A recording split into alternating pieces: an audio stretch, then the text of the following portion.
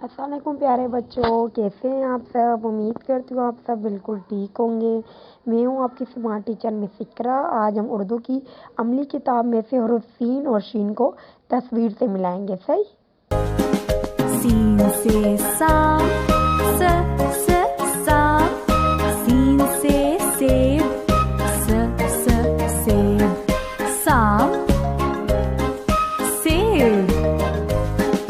शीन से शेर, शेर, शीन से शीशा, शीशा, शेर, शीशा।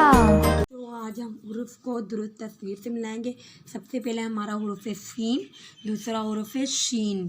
सबसे पहले सीन को मिलाएंगे। सीन से शेर नहीं, क्योंकि इसकी आवाज़ नहीं आ रही। सीन से सूरज जी से की आवाज़ आ रही है, तो इसलिए हम कहेंगे सीन से सूरज। फिर दूसरा हुरूफ है शीन, शीन से शेर, क्योंकि इसकी श आवाज़ है, तो इसलिए शीन से शेर। सही प्यारे बच्चों। सीन से सूरज, शीन से शेर। सही।